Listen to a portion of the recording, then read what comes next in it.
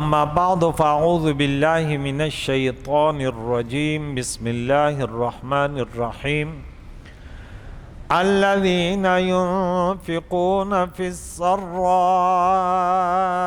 والضراء والكاظمين الغيظ والعافين عن الناس واللہ یحب المحسنین صدق اللہ العظیم۔ سورہ آل عمران کا درس آیت نمبر 133 133 آیت کا درس ہوا کہ اللہ تعالیٰ نے فرمایا کہ جلدی کرو اپنے رب کی مغفرت اور جنت کے طرف جس کی چوڑائی 7 آسمان اور زمین چوڑائی، اور یہ تیار کر رکھی اللہ تعالیٰ نے متقین کے لیے۔ متقین کا جو ہم نے کل ذکر کیا کہ بعض جگہ اللہ تعالیٰ نے وعد المتقین کا اور بعض جگہ اعدت للمتقین۔ تو یہاں جو کل ہم سورہ رعد کی 35 اور سورہ فرقان کی آیت نمبر 15 کا ذکر کیا کہ قل اذالک خیر ام جنت الخلد التی اعد المتقون۔ دیکھیں اعد المتقون فرمایا، قل آپ فرمائیں کیا یہ بہتر ہے، یعنی کیا لا تدعوا اليوم ثبورا واحدہ، آج کے دن جہنمیوں کے اوپر ذکر ہوا کہ ان کے ساتھ کیا ہوگا، جہنم میں ڈالے جائیں گے، اور دور سے جہنم کو دیکھیں گے تو سنیں گے اس کا جوش مارنا اور چنگار اس کی شور اور جو غلا جو ہے وہ ہیبت کی آواز ہے جہنم کی سنیں گے، اور یہ کہیں کہ موت موت، جب اس میں ڈالے جائیں گے تنگ جگہ ہوگی اس میں تو یہ موت کو پکاریں گے، ثبورا وہاں موت مانگیں گے۔ تو کہتے ہیں آج کے دن صرف ایک موت نہیں، اب بہت سی موتیں مانگو۔ تو یہ بہتر ہے یا وہ ہمیشگی کی جنت وعد المتقون جس کا وعدہ کریم مولا نے متقیون سے کیا، لہم جزاء و مصیرہ، کانت لہم جزاء و مصیرہ، یہ ان کا صلہ اور ان کا انجام ہے۔ لہم فیہا ما یشاؤون، جنت میں کیا جو یہ جنتی چاہیں گے، خالدین فیہا کانا علی ربک وعدا مسئولا، ہمیشہ رہیں گے تمہارے رب کے ذمہ، وعدہ یہ مانگا ہوا ہے، پوچھا جائے گا۔ تو یہاں دیکھیں اور سورہ رعد میں بھی یہیں اور سورہ محمد میں آیت نمبر 15 میں کہ اللہ نے جنت کا وعدہ متقین کی کیا، یہاں اعدت للمتقین جہاں موضوع چل رہا ہے تیار کر رکھا ہے، تیار کیا گیا ہے متقین کے لیے۔ اب اس کی تعریف الذین، وہ لوگ، کل ہم نے اس کا کہ یہ کس کے طرف دوڑو اس کے 7 معنی ہم نے بتائے مفسرینوں کہ فخر الدین رازی رحمۃ اللہ علیہ کے حوال سے کن سے فرائض مراد ہیں، یا اسے اخلاص مراد ہے، یا جو ہے نا ہجرت مراد ہے، یا جہاد مراد ہے، یا تکبیر اولا مراد ہے، یا اسلام مراد ہے، یہ مختلف معنی۔ اب یہاں بھی چند معنی میں نے بولا آپ کو کروں گا کہ سراء اور ضراء کیا ہے۔ متقین وہ لوگ ہیں جن کے اللہ نے جنت بنائی کہ جو لوگ خوشحالی اور تنگدستی میں، سراء خوشحالی میں، مالی حالات میں، دولت مندی کے حالت میں، اور ضراء تکلیفوں میں، تنگدستی میں خرچ کرتے، ان کے بھی چند معنی ہم سماعت کر لیتے ہیں۔ جیسے وہاں پہ چند معنی ہم نے بیان کی، تو اس کے علاوہ سراء ضراء کے خوشی اور تنگدستی کے علاوہ بھی جو ہے نا ان کی چند معنی ہیں۔ نمبر 1 کہ حالت صحت میں بھی خرچ کرتے ہیں اور حالت مرض میں بھی خرچ کرتے ہیں، اور تیسرا معنی اس کا یہ کیا کہ زندگی میں بھی اور موت کے بعد بھی وصیت کرتے ہیں کہ یہ مال میرا یہاں پہ صرف ہو۔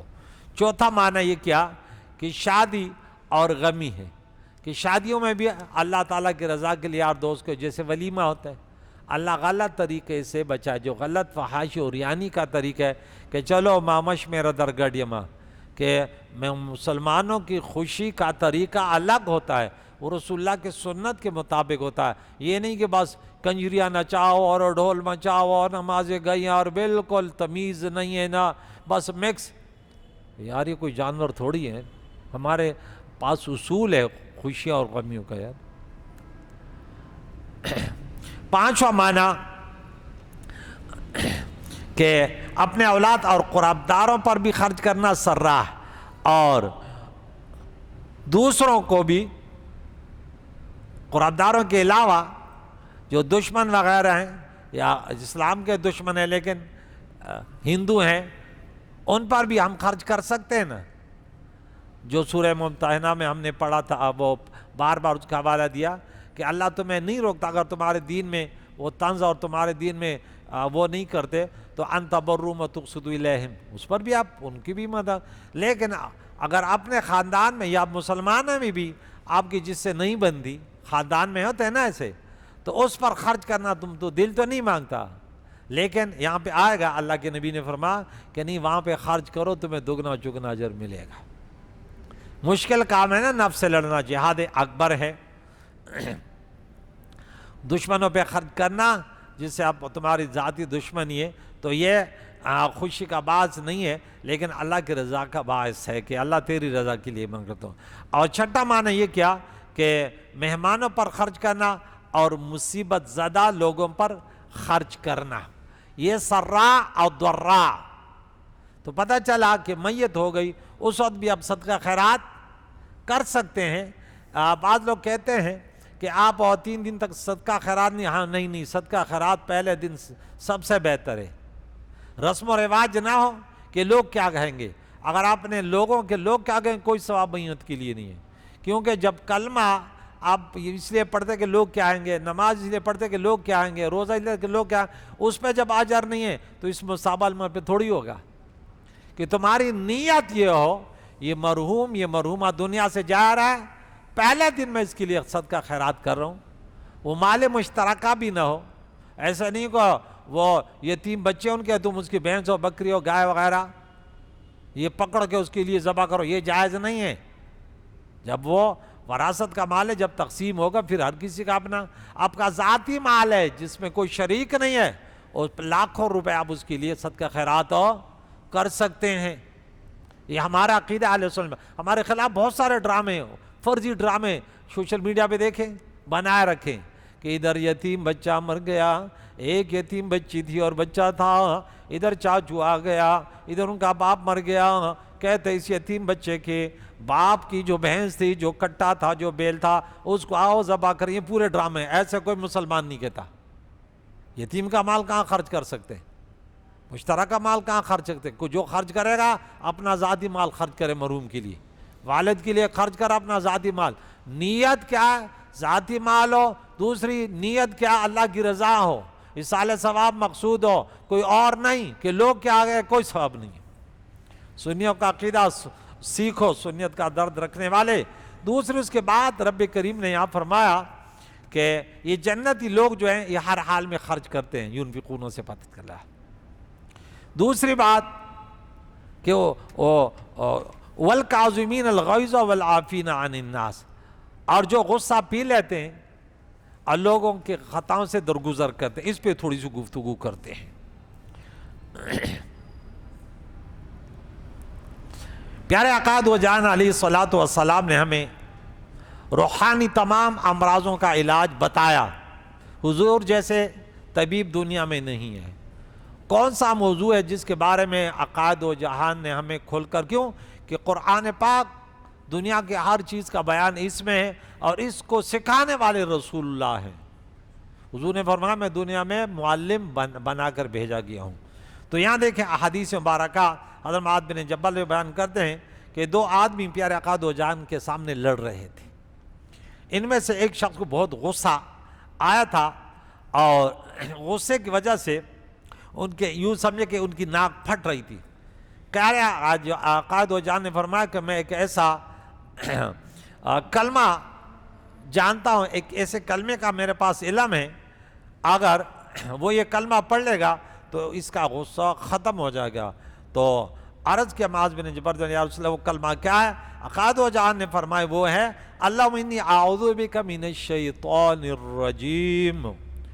ابو ذر غفاری رضی اللہ بیان کرتے ہیں کہ رسول اللہ صلی اللہ علیہ وسلم نے فرمایا جب تم میں سے کوئی شخص غصہ ہو اور وہ کھڑا ہو تو بیٹھ جائے، بیٹھا ہے تو لیٹ جائے، ہاں اس سے بھی وضو کر لے۔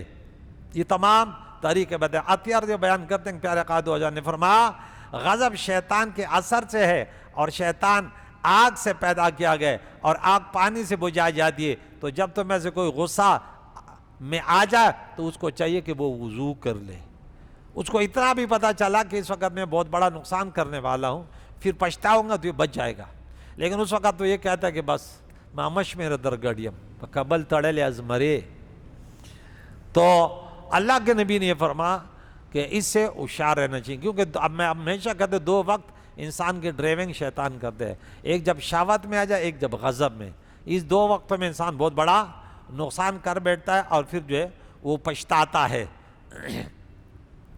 ابو ہریرہ رضی اللہ بیان کرتے ہیں کہ پیارے آقا دو جان نے فرمایا جس شخص نے غصہ ضبط کر لیا، غصے کو عملی جامہ نہ پہنایا، حالانکہ وہ اس کے اظہار پر وہ قادر تھا، تو اللہ تعالیٰ ان کو امن اور ایمان سے بھر دے گا کہ انسان تو کمزور تھا پھر بھی تو نے کمال کر دیا۔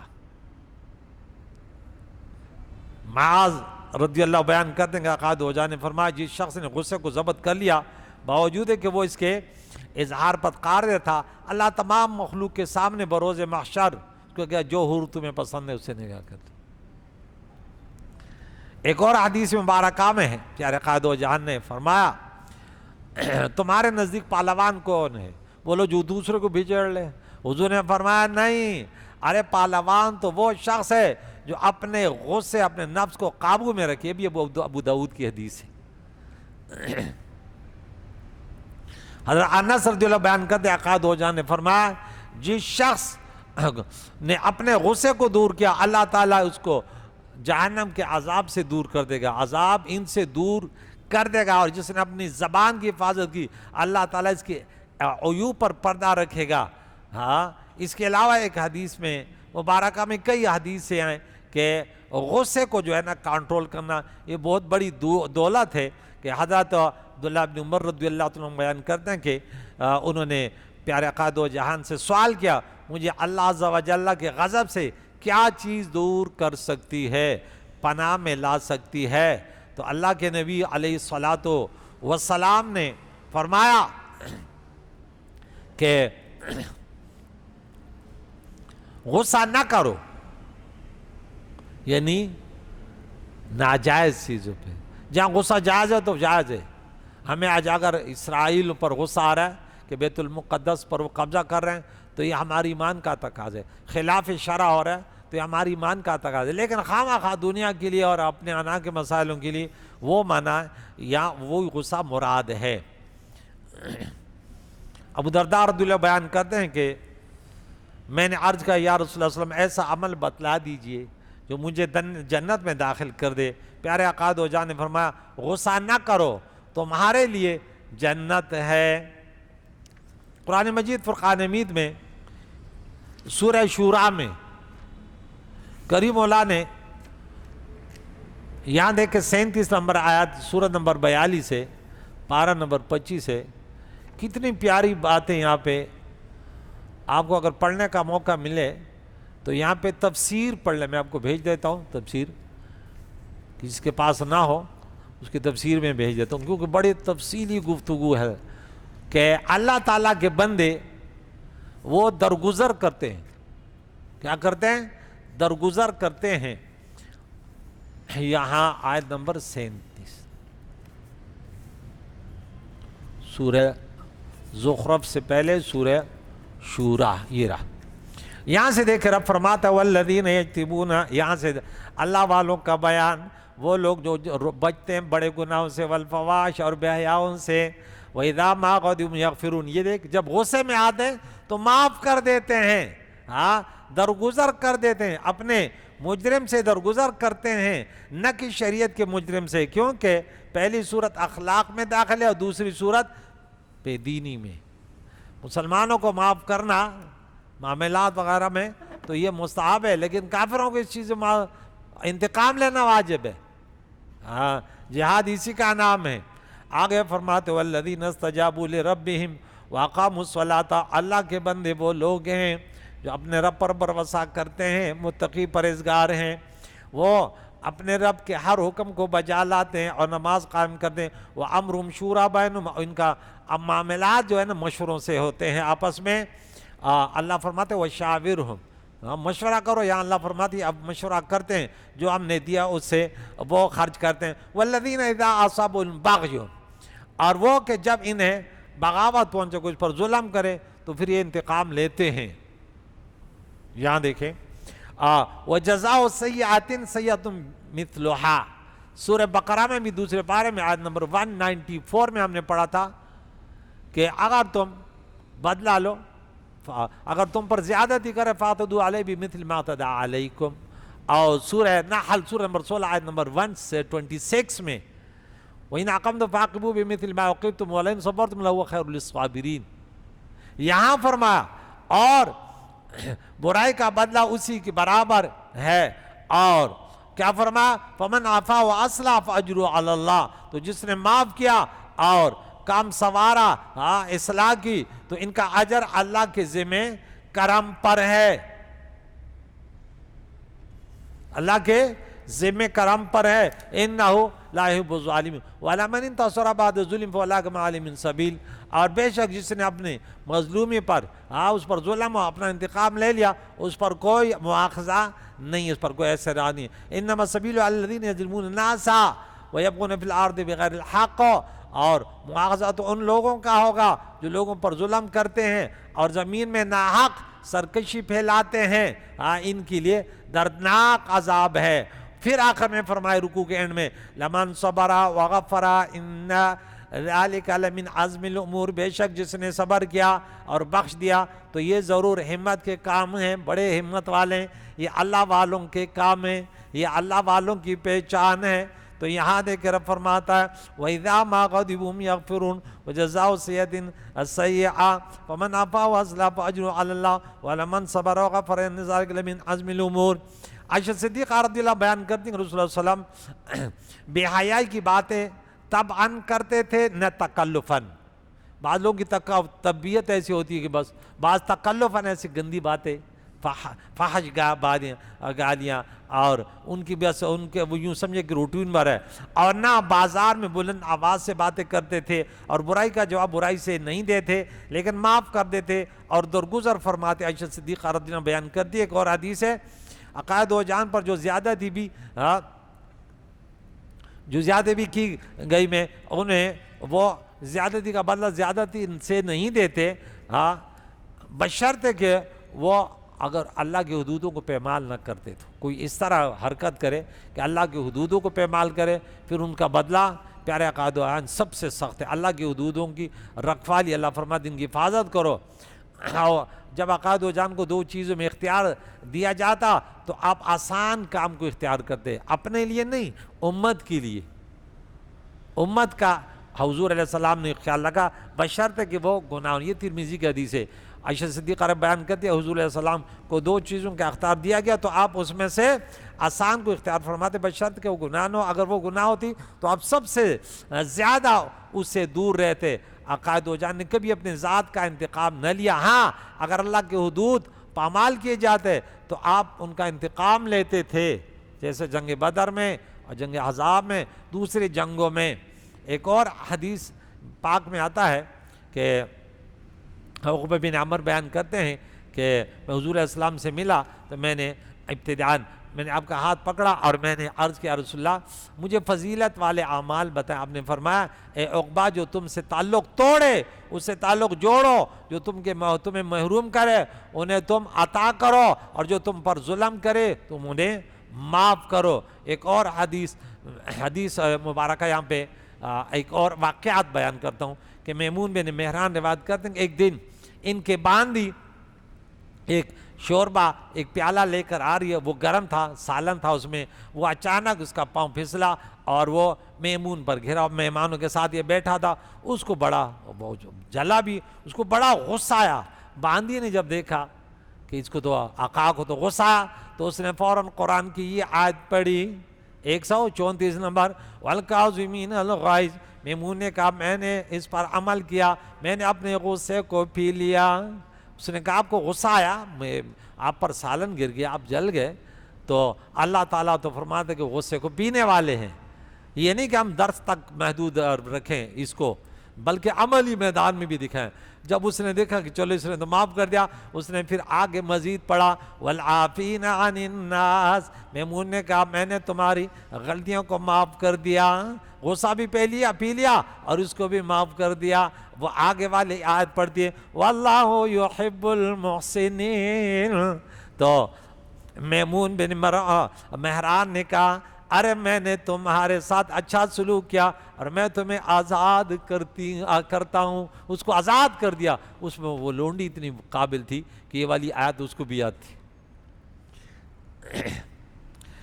علامہ قرطبی نے امام مبارک کے حوالے سے بیان کیا کہ رسول اللہ نے فرمایا جب قیامت کا دن ہوگا تو اللہ تعالیٰ کے سامنے ایک منادی ندا کرے گا، جس نے اللہ کے پاس کوئی بھی نیکی بھیجی ہو وہ آگے بڑھے، اور صرف وہ لوگ آگے بڑھیں اور اپنا انعام وصول کریں۔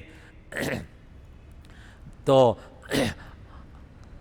آگے کون سے لوگ بڑھیں گے؟ صرف وہ شخص آگے بڑھے گا جس نے کسی کی خطا کو معاف کیا، کسی کے خطا کو معاف کیا۔ تو آج ہمارا یہ موضوع چلا کہ جنتی لوگوں کی پہچان ہے وہ دوسروں کے ساتھ احسان کرتے ہیں، لیکن احسان کا معنی یہ نہیں ہے کہ تم سے کوئی اچھا سلوک کرے تو کرے۔ تمہارے رشتہ دار ہیں، والدین ہیں، بہن بھائی ہیں، نانا حال ہے، دادا حال ہے، سسرال حال ہے، داماد حال ہے، تمام سے صلہ رحمی سے اللہ کے نبی نے فرمایا عمر بڑھتی ہے، مال میں برکت ہوتی ہے، خاتمہ بالخیر ہوتا ہے۔ کریم مولا سے دعا ہے ہمیں قرآن پاک تعلیمات سے بہرامند فرمائے اور دوسروں تک اس پیارے پیغام کو پہنچانے کی توفیق عطا فرمائے۔ وصلی اللہ تعالی علی خیر محمد وعلی آلہ وصحبہ اجمعین برحمتک یا ارحم الراحمین۔